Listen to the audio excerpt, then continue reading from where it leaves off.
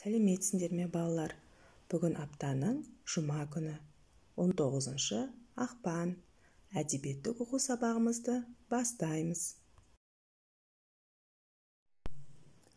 Әдебиеттік оқу 65 сабақ.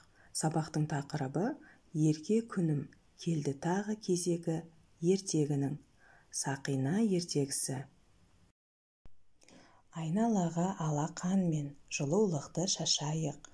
Сәттілік тілеп, күлімсіреп, біз сабақты бастайық. Балалар, біз өткен сабақтарда ертегінің 3 түрімен таныстық. Жан-жануарлар туралы ертегілер және қиял-ғажайып ертегілерді оқыдық. Бүгін біз тұрмыс салт ертегісімен танысамыз.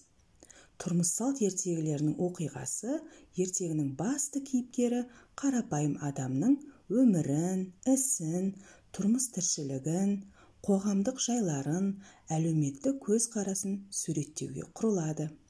Бұлардың бәрі халық арасынан шыққан ертегіге басты кейіпкер болып алынған еңбек адамы арқылы баяндалады.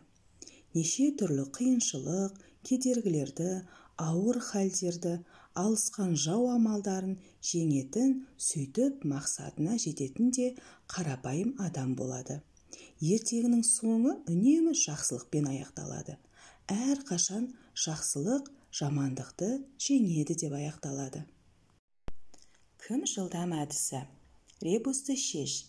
Ребусты дұрыс шешсең, келесі ертегінің аты шығады. Мұнда сағат, қалам, ине және шананың суреті берілген. Ребустың жауабы қандай екен, балалар? Иә, дұрыс айтасыңдар. Ребустың жауабы Сақина. Бүгін тұрмыс салт ертегісі Сақинаны өтеміз. Ертегіні бөлімдерге бөліп, әр бөлімге ат қояйық. Ертегінің бірінші бөлімін тауықтың өтініші деп алайық. Қане ертегіні бірге оқып көрейік. Баяғы заманда бір кедей шаруа болыпты. Бір күні ол ішерге асы таусылып қалған соң жалғыз тауығын сойып жемекші болады. Тауықты ұстап, енді бауыздай бергенде, ол «Уа ием, менің соңғы тапқан жұмыртқамның ішінде алтын сақина бар. Соны ал да мені босат». Ол сақина не тілесең, соны орындайды. Тек қана бір-ақ тілеуің керек деп ескертіпті. Шаруа тауықты босатып қоя береді. Балалар, мұнда шаруа тауықтың өтінішін орындайды. Келесі бөлімді кедей шаруаның шешімі деп алайық. Тауықтың айтқаны рас екен. Шаруа күндей жарқыраған сақинаны саусағына салып, әйеліне келеді.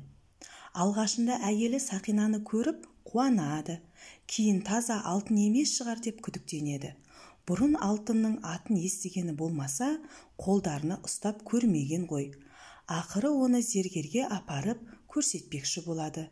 Ертеңіне шаруа зергерге келіп, болған уақиғаны түгел айтып береді. Ертегінің келесі бөлімін зергердің арам пиғылы деп алайық. Зергер арам пиғылды адам екен. Ол шаруаның сақинасын салыстырып, қараған болып, оған басқа сақинаны ұстата салады. Шаруа оны сезбейді. Зергер сақинаң таза алтын екен дегеніне қуанып, үйіне кетіп қалады. Шаруа кетісімен зергер дүкенін мықтап бекітіп алады. Енді дүниеде ең бай адам мен боламын деп қуанады. Сонан соң шаруаның сақинасын қолына алып, «Сиқырлы сақинам, дүкенімнің 4 бұрышын 90 түрлі жиһазға толтыршы» дейді ақырын. Сол-ақ екен, інжу маржан, асыл тастар, күміс теңге, ат басындай алтын құймалар зергердің үстіне нөсердей жауып береді. Деген жақ дүкені аузы мұрнынан шыға толады. Бірақ асыл тастар астында қалған зергер үйден шыға алмай, сол жерде тұншығып өледі. Ертегінің келесі бөлімін шаруа мен әйелінің әңгімесі деп алайық. Шаруа үйіне қуана кіріп, Сақина таза алтын екен, не тілегің бар? Кәне, дейді әйеліне. Егінді жер тілейік, дейді әйелі ойланбастан. Шаруа тұрып, егер ерінбей еңбек етсек, бір жылда жер сатып алуға шамамыз келмей ме?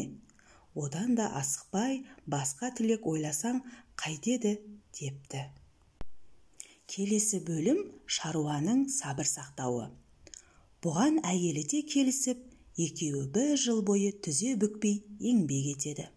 Алақандай жерге еккен егіндері бітік шығып, сатылған астықтың ақшасына қосымша шұрайлы жер сатып алады. Жылдар өтіп жатады. Өздері қартайса да, бұрынғыша еңбек етіп, соның жемісін татып, ел қатарлы өмір сүреді. Балалары да ер жетеді. Сақина сөз болған сайын шаруа асықпайық, әлі де уақыт бар дейді екен. Әйелі бірте-бірте Сақинаны ауызға алуды да қояды. Келесі бөлім ұмыт болған Сақина. Өмір бойы шаруа оны қасиетті Сақина деп өткен еді. Ал Сақина зергердің жез Сақинасы болатын. Алайда сол Сақина шаруаның бақытқа жетуіне себепші болыпты. Иә, жаман заттың адал қолда болғаны, жақсы заттың арамза қолға түскенінен әлде қайда артық қой. Балалар, ертегі сендерге ұнады ма? Олай болса, ертегідегі сөздікке назар аударамыз. Арам пиғылды жаман ойлы деген мағынаны білдіреді. Жиғаз бұл жерде қымбат зат. Бітік, мол, қалың, көп деген мағынаны білдіреді. Мұнда шаруаның еккен егіні мол және көп шықты деген мағынаны білдіреді. Арамза, оңбаған, залым деген мағынаны білдіреді. Балалар, келесі тапсырманы бірге орындайық. Шаруа мен әйелі Сақинаны кімге апарып көрсетпек болады? Ойланып, жауап береміз. Дұрыс айтасыңдар. Зергерге апарып көрсетпек болады. Жарайсыңдар. Келесі тапсырма. Зергер қандай жаман әрекетке барады? Ойланып, жауап береміз. Дұрыс айтасыңдар. Зергер шаруаның Сақинасын ауыстырады. Жарайсыңдар, балалар. Мәтіннен қандай қорытынды шығаруға болады? Ойланып, жауап береміз.